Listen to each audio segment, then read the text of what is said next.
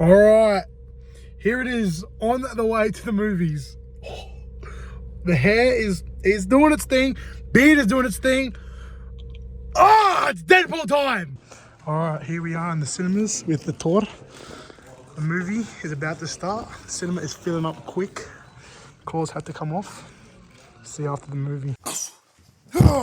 We're here to review Deadpool and Wolverine. There will be spoilers in this, and I strongly advise you all to click off and go and watch the movie before you see this, because I will be spoiling everything. So, Deadpool and Wolverine, directed by Sean Levy. This is the first Deadpool and I guess Wolverine film in the Marvel Cinematic Universe. And let's just say they weren't afraid to hold back in anything. They kept this a Deadpool film. They kept it to what they wanted it to be, and it paid off. The film starts off basically how the first Deadpool film started off, where we are kind of already in the story. We see Deadpool actually digging up Wolverine from the Logan movie, and he makes tons of jokes about he couldn't die, he can't die, and then we see him playing with his dead corpse. This was so disturbing, but also so cool to see. All of a sudden, the TVA arrives, and we get this really cool fight scene of Deadpool using the antimanium from Logan's skeleton on the TVA agents. This is all done as well to the song Bye Bye Bye by NSYNC. I thought this was amazing. We then cut back to the post-credit scene of Deadpool 2, in which Deadpool is using Cable's time watch to travel through the time. And then we are cut to 2018, where Deadpool is talking to a mysterious man. This is revealed to be Happy Hogan. Now, Deadpool is pleading Happy that he would like to be an Avenger, and Happy's like, nah. Sorry, man, like, you know, you want to do it for different reasons on what the Avengers actually do, so you're out. So Deadpool leaves, and we're cut to 6 years later, in which Deadpool is now selling cars with Peter. Now, Peter pleads Deadpool to put back on the suit, but Deadpool's like, nah, like, I'm done with that life. I'm happy here. Obviously, Vanessa has now left him as well, so he doesn't have a wife. He loves his friends, and he wants to keep his friends, and that's it. All of a sudden, the TVA interrupt, and we are introduced to Mr. Paradox, who kind of cheats Deadpool into joining the Marvel Cinematic Universe and to become an Avenger. But if he does, that results in Deadpool's timeline getting erased, and everyone he loves dies, and Deadpool gets to move on because he's this sacred god, Marvel Jesus, as he calls himself. Now, the jokes that he says throughout this movie are fantastic. It's funny. It's incredible. I love the jokes. I love the humor. Marvel were not afraid to let loose. We learn here that the reason why the timeline is dying is actually because the anchor for Deadpool's timeline, which is Wolverine, has died, and now the timeline is going to slowly die. So Deadpool does what Deadpool does best, and he tries to make his own plan, traveling through different multiverses to try to find a suitable Wolverine to replace him with. Now, here we get multiple different Wolverines, all played by Hugh Jackman, but one. We get to see Henry Cavill as Wolverine, and this was just incredible to see. I wish we got more time with this. Eventually, Deadpool finds the Wolverine that we follow throughout the movie, takes him back to the TVA, and the TVA like, nah, see you later. We are not doing this. It doesn't work like that. Eventually, pruning both Deadpool and Wolverine to the void.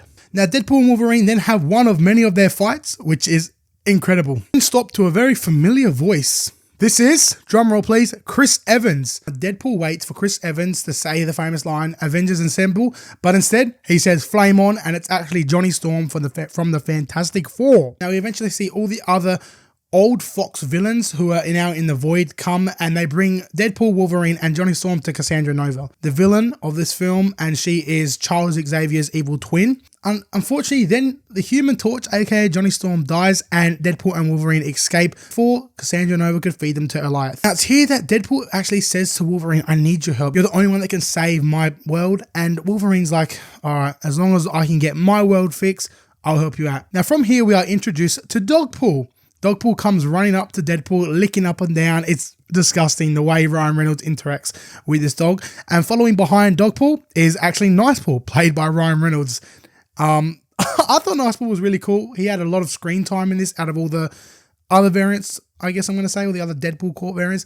Eventually, Nicepool lets Deadpool and Wolverine borrow his car, and Deadpool and Wolverine have a bit of interaction time. Deadpool mentions how Wolverine is the X-Man. He is the most important one, as well as another fight. Now, this fight here was incredible. It was all in the car. Deadpool and Wolverine going at it to You're the One That I Want playing in the background. I thought this was so incredible, so well done. Eventually, they get driven away and are taken to this special underground basement. Now, it's here that we are revealed to the big cameos. Starting off with Elektra, then we've got Wesley Snipes back as Blade, Gambit played by Channing Tatum, and then lastly, X-23, played by The Fiend King. They all come up with a plan that they need to stop Cassandra Nova before it's too late, and how she can help Deadpool and Wolverine from leaving the void, getting back into the real world. Now, after a massive fight with a bunch of different mutants from previous Fox films that you will enjoy, and I guess our team that we have here, Cassandra Nova eventually lets Deadpool and Wolverine leave. So they leave and are welcomed back into Deadpool's world. And from here, it's also revealed that Cassandra Nova now knows that Mr. Paradox was actually trying to get Cassandra killed because he's working on a machine that can actually prune timelines so much faster.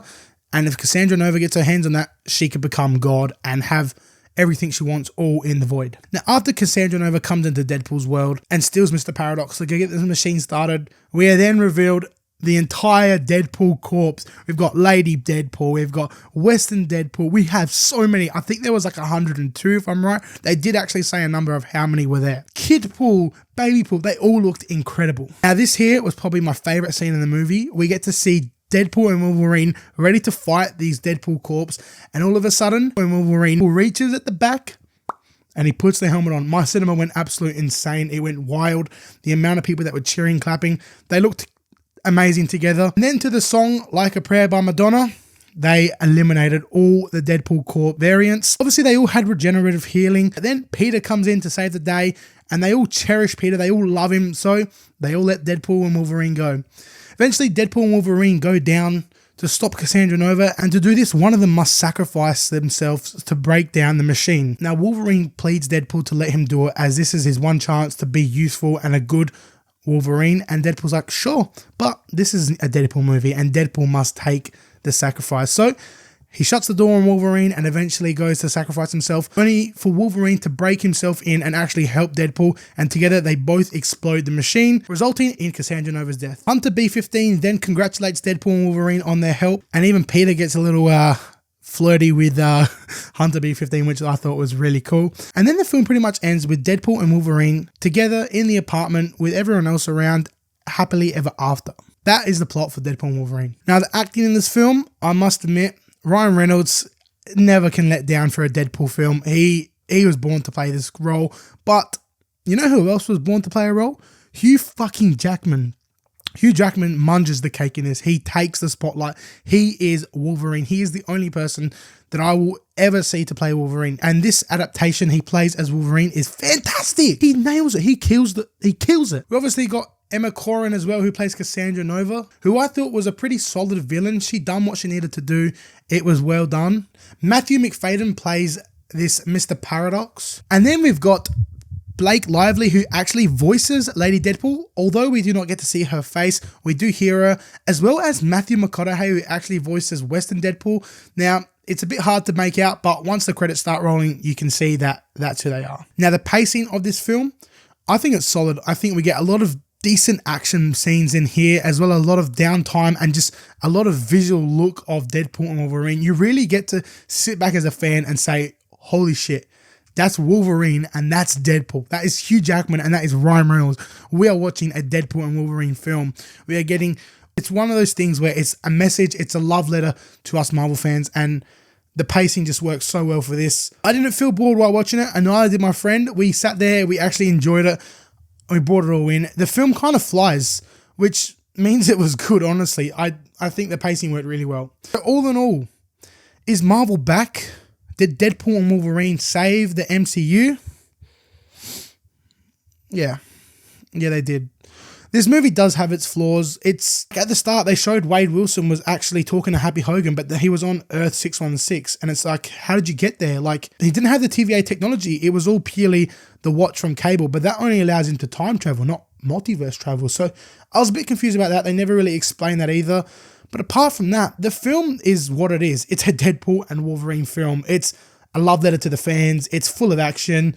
The music choices are fantastic for it. The costuming, the CGI actually isn't even shit in this film. So it's a winner. So what am I giving Deadpool and Wolverine? I'm giving this one an 8.5. Honestly, an 8.5. Deadpool and Wolverine, thank you for being such a love letter to us fans.